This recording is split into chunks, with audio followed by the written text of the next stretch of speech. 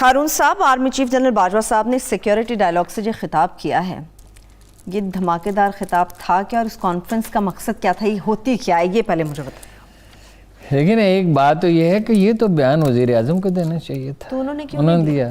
ایسا لگتا ہے کہ کام بانٹا ہوا ہے، مل بانٹ کے ہوگا۔ ہاں، اور ظاہر ہے چیف کہتے ہیں تو اس کا اعتبار زیادہ قائم ہوتا ہے، کیونکہ سیاسی لیڈر خود کو متنازع بنا لیتے ہیں اور اس میں پھر اس طرح تنقید بھی نہیں ہوتی۔ تو ویسے تو انڈیا کے معاملے میں آپ نے دیکھا، نواز شریف نے کبھی انڈیا کے خلاف ایک لفظ نہیں کہا، مریم نے نہیں کہا، ہماری سیاسی جماعتیں بھی انڈیا کے معاملے میں ایک دوسرے سے لڑتی رہتی ہیں جی، جو آپ کا اصل دشمن ہے اس کے بارے میں نہیں۔ دیکھیے جیو پالیٹکس کی بجائے اب چیز چلی گئی جیو ڈیولپمنٹ کی طرف، یعنی جو انہوں نے پیشکش یہ کی، ایک تو یہ کہا کہ سر جنگوں سے اور جنگوں سے دنیا کو کوئی فائدہ نہیں ہوتا، ایک یہ کہا کہ سی پیک جو ہے یہ امریکہ چین اور پاکستان کا منصوبہ نہیں، اس دوسرے ملک شامل ہو سکے، یہ کہا کہ 2018 تک تو انڈیا کو انوائٹ کرتے رہے، پھر مایوس ہو گئے، اور بھوٹان اور بھارت کے سوا سارے ملک اس میں شامل ہیں اور باقی ملکوں میں شامل، پھر سینٹرل ایشیا کی بات کی کہ ہاں ہمارے پاس راستہ سینٹرل ایشیا کے، دیکھیں نا وہ تو چابہار میں انویسٹمنٹ کر رہے تھے، تو یہاں سے 16 گھنٹے کا تو ٹرک کا فرق ہے فاصلے کا، پھر وہ جو ریلوے بن رہی ہے سینٹرل ایشیا تک وہ بن جائے تو بھارت کے لیے تو اقتصادی فوائد بے شمار اور بے حساب ہیں، ٹھیک ہے نا۔ اور وہ کیوں اس طرف نہیں، ان کے اندرونی مسائل، کسان تحریک، اکانومی کی خرابی، کشمیر کی تحریک، علیحدگی کی تحریکیں، کورونا نے بربادی پھیلا دی ہر طرف سے، تو انہیں تو اس میں امکانات نظر آتے ہیں۔ امریکہ نے ایسا لگتا ہے کہ پورا زور لگا دیا اور میسیج دیا بہت واضح، صحیح، ان کا انٹرسٹ ہے نا کہ امریکہ چین سفارہ ہو انڈیا کے خلاف، پھر وہ ان کا تصویراتی حلیف بھی ہے۔ متحدہ عرب امارات نے پس پردہ بہت اہم کردار ادا کیا، اچھا جی، مذاکرات میں، اور بات یہاں تک آ گئی۔ مذاکرات پس پردہ ہو رہے ہیں، زبردست مذاکرات ہو رہے ہیں، وہ تو کرائن تھے، میں نے دو ہفتے پہلے نہیں آپ سے کہا تھا، کرائن کیا کہہ رہے ہیں کہ بات چیت ہو رہی ہے، اچانک کیا خاموشی چھا گئی، اور ڈی جی ایم اوز نے جو بیان دیا اس میں کہا پچھلے معاہدوں پر پابندی کی جائے، یہ ڈی جی ایم اوز کا کام ہے، یہ حالانکہ یہ سینکشن وزیر اعظم کی اور چیف آف آرمی اسٹاف کی سینکشن تھی، وزیر اعظم کی بالخصوص سینکشن تھی، تو یہ بیان جاری ہوا نا، ایسے کیسے بیان جاری ہو گیا؟ ٹھیک بات، بالکل ٹھیک، ٹھیک ہے نا۔ اب امریکہ کا وہ دیکھیں نا، بنانا تو وہ چاہتا ہے انڈیا کو علاقے کا تھانہ دار، اور میرا یہ گمان ہے، یہ ہے میرا گمان، میرے پاس کوئی خبر نہیں کہ کوئی انسینٹو تو انہوں نے پاکستان کو آفر کیا ہوگا نا امریکیوں نے۔ اگر یہاں کوئی دانا حکومت ہوتی تو پہلے ہی اس پہ کام کرتی کہ انڈیا یا چین یا انویسٹ کر رہے ہیں، آپ بھی کر سکتے ہیں۔ پھر یہ ہے کہ چین آ کر لوگوں نے غور نہیں کیا کہ وہاں تو $400 بلین کی کمٹمنٹ کر رہا ہے، یہاں 62 بلین انویسٹ ہوئے ہیں، راستہ یہ ہے، چابی یہ ہے، مگر زیادہ انویسٹمنٹ ایران میں کیوں؟ اس لیے کہ ایرانی قیادت پہ وہ زیادہ بھروسہ کر سکتے ہیں، یہاں تو حکومتیں بدلتی ہیں، انہوں نے زرداری کے زمانے میں تو کام ہی نہیں شروع کیا، حالانکہ منصوبہ بن چکا تھا مشرف کے زمانے میں، نواز شریف کا انتظار کیا، ٹھیک ہے۔ بلکہ میں آپ کو پوری ذمہ داری سے کہتا ہوں کہ ایک بہت برا وقت آیا تھا، خدا کا شکر ہے کہ پاکستان اس میں سے سلامت گزرا اور بڑی شان سے گزرا، کہ یہ تھا کہ پاکستان بلوچستان کو علیحدہ کرنے کا اجیت دوول وغیرہ اعلان کرتے تھے، اور ایسا لگتا تھا کہ بلوچستان میں تو بھتہ لے رہے ہیں علیحدگی پسند، اور قتل و غارت ہو رہی ہے، پراپر یہ کام ہو رہا ہے، اور چینی یہاں تک سوچنے لگے کہ خدا نخواستہ پاکستان کو نقصان پہنچ جائے تو چاہے افغانستان کے راستے جانا پڑے گوادر جائیں گے۔ یہ گوادر ان کے لیے اتنا امپورٹنٹ ہے۔ بحر الکاہل کے جو ممالک ہیں، وہ کوریا ہے، جاپان ہے، کوئی ہے، ویتنام ہے، سب سارے وہ تو ان کے خلاف ہیں۔ ابھی کوریا گیا ہے نا، جنوبی کوریا گیا ہے نا امریکی وزیر خارجہ الاسکا مذاکرات سے پہلے، جی بالکل، اور وہ چین، آسٹریلیا، میں ہمیشہ یاد دلاتا رہتا ہوں، بھارت اور امریکہ کا اتحاد ہے، ایک عالمی طاقت کے طور پر اپنا غلبہ برقرار رکھنے کے لیے امریکہ آخری حد تک جائے گا، اور وہ جا رہا ہے، وہ اپنی پوری کوشش کر رہا ہے، ہوتا نہیں ہے، قرآن کی 2 آیتیں ہیں، پورا سچ اگر جاننا ہو تو وہ اللہ کی کتاب میں لکھا ہوا ہے، لِكُلِّ أُمَّةٍ أَجَلٌ، ہر گروہ کے لیے ہم نے موت لکھ دی ہے، وہ ایک قوم ہو، قبیلہ ہو، ملک ہو، معاشرہ ہو، سپر پاور ہو، ساری تاریخ سپر پاور کا قبرستان ہی ہے نا۔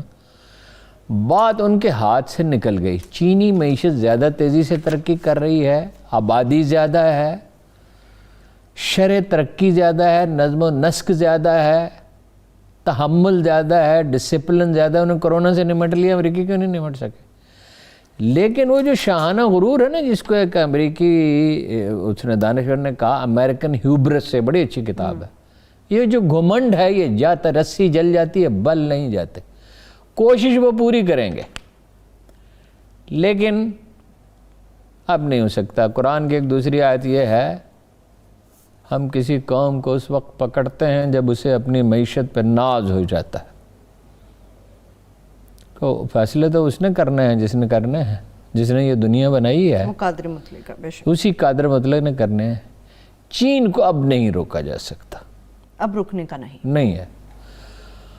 البتہ یہ ہے کہ خوفزدہ ہیں چین سے، جاپان سے تلخی کی تاریخ ہے، کوریا، جنوبی کوریا سے ہے، ویتنام سے ہے اختلافات، اور جو امریکی حلیف ہیں وہ ابھی تعداد میں زیادہ ہیں، وسائل میں زیادہ ہیں، لیکن یورپ نے معاہدے کر لیے چین سے انویسٹمنٹ کے۔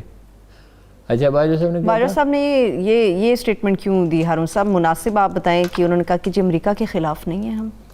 نہیں، یہ تو ٹھیک کہا نا، ہم امریکہ کے خلاف نہیں ہیں۔ امریکہ انڈیا کا جو تصویراتی حلیف ہے تو چین ہمارا تصویراتی حلیف ہے، مگر ہم امریکہ سے لڑائی جھگڑا تو نہیں چاہتے، تصادم تو نہیں چاہتے۔ یہ بات انہوں نے ٹھیک کہی۔ اب یہ ہے کہ اس میں پالیسی میں ایک شفٹ کا احساس ہوتا ہے، عالمی برادری کو مطمئن کرنے کی کوشش ہے۔ ٹھیک، اب اس میں ایک معاملہ ہے ایسا کہ جس کا کوئی ذکر کسی نے کیا ہی نہیں، سیاسی پارٹیوں نے، دانشوروں نے، میڈیا نے۔ ہمارا میڈیا تو اللہ کے بدل سے کچھ نہ کچھ پی کے سویا رہتا ہے۔ شیخ صاحب تو کہتے ہیں ستو پی کے، لیکن اصل میں تو محاورہ اور ہے۔ چلیے محاورے کو چھوڑیے محاورے کو ہارون صاحب۔ انڈینز کہہ رہے ہیں، انڈین میڈیا کہہ رہے ہیں پاکستان کے پاس نہ گندم ہے نہ چینی ہے۔ آج میں سارے دن پتہ کرتا رہا، گندم کی فصل بھرپور ہو رہی ہے۔ اچھا، قیمت سینکڑوں نے، اچھا چینی کی بھی، چینی کی قیمت کا مسئلہ اور وجہ سے میں پھر کبھی ایکسپلین کروں گا۔ گندم کی قیمت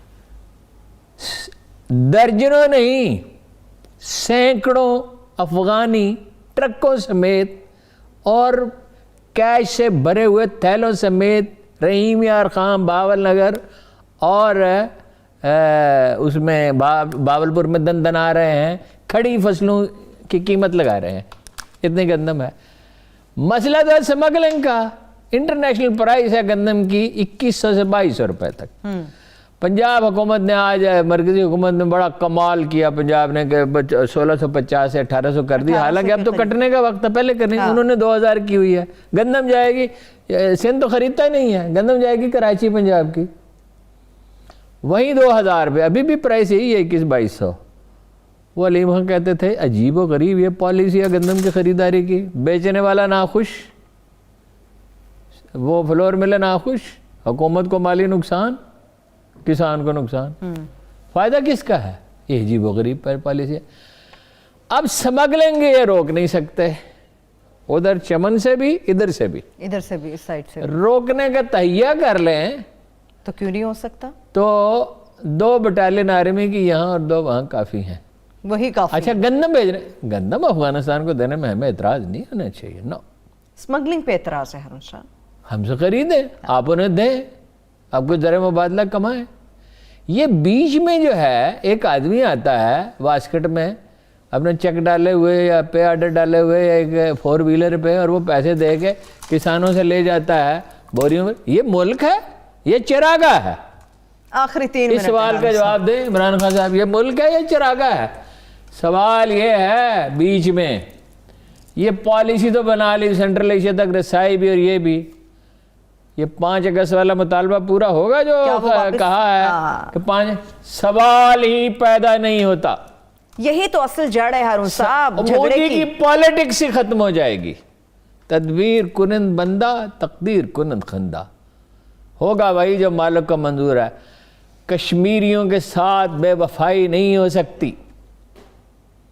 دیکھیے جی بنے گا کیا؟ نہیں بنے گا کیا؟ وہ قرآن کریم میں لکھا ہے جنہوں نے جہاد کیا اور ہجرت کی وہ کامیاب ہوں گے. وہ تو انڈیا تو خود ایسی صورتحال کی طرف جا رہا ہے, یہ تو وقتی سنبھالا اسے شاید مل جائے. بات یہ ہے کہ یہ کم از کم جو ہے وہ 5 اگست کی پوزیشن پہ واپس جائیں. اور وہ مودی کی سیاست کا اختتام. وہ مودی کی سیاست کا خاتمہ ہوگا, وہ نہیں جائے گا, یہ امریکی دباؤ ہے.